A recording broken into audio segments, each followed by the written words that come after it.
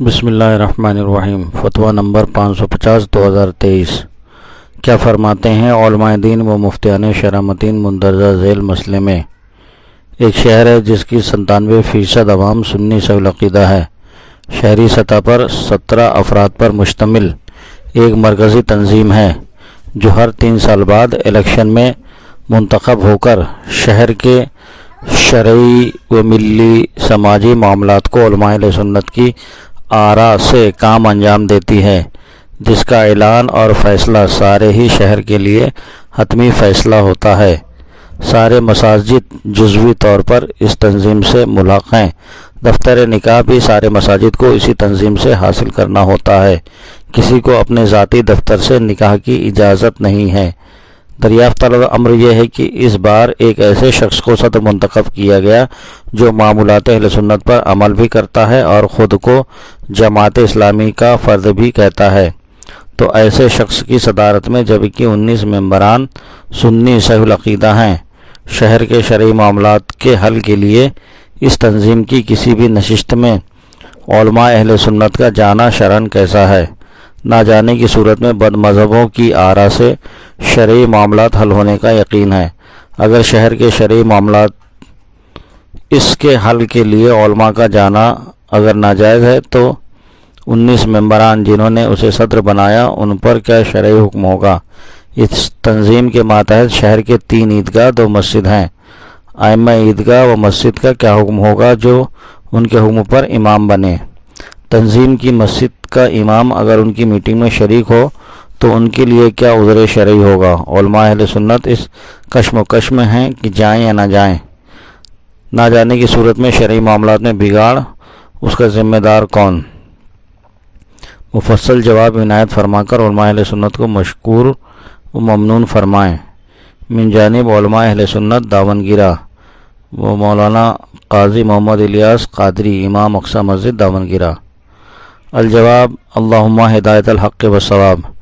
جماعت اسلامی ہو یا تبلیغی جماعت، وہابیوں اور ان میں بالخصوص دیوبندیوں کی پرانی روش یہی رہی ہے کہ خود کو اہل سنت کہتے ہیں اور اپنے معاملات کو اہل سنت و جماعت کے مطابق ظاہر و ثابت کرنے کی کوشش کرتے ہیں، تو یہ کوئی اچنبھے کی بات نہیں کہ مذکور فی سوال صدر کے طور طریقے اور احوال بظاہر سنیوں جیسے معلوم ہوتے ہوں، لیکن جبکہ وہ جماعت اسلامی کا رکن اور اس کا ممبر ہے تو اسے وہابی ہی تصور کیا جائے گا۔ یا تو وہ جماعت اسلامی سے اپنی برات و بیزاری کا اعلان و اظہار کرے اور اس میں شرکت و شمولیت سے توبہ و رجوع کرے۔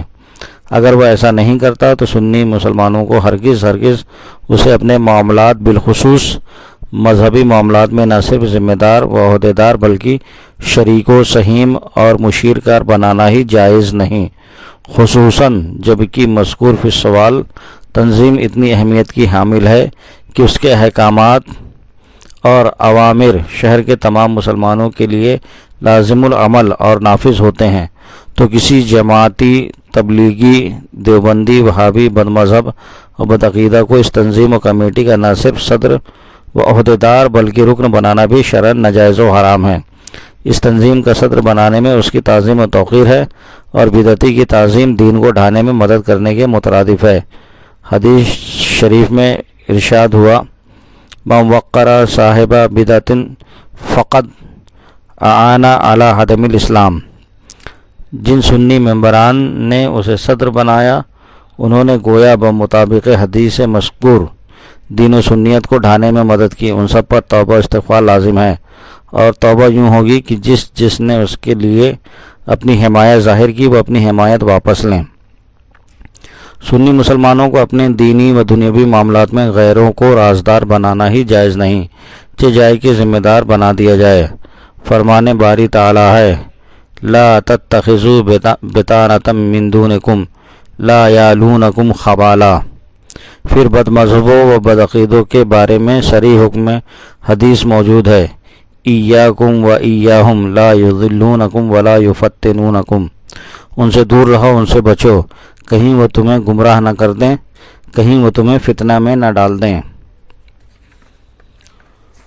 حکم تو حدیث کا یہ ہے کہ ان سے دور رہو، بچو، کہیں تمہیں فتنہ میں نہ ڈال دیں، نہ یہ کہ ان کو صدر و ذمہ دار اور اعلیٰ عہدوں پر فائز کر دیا جائے۔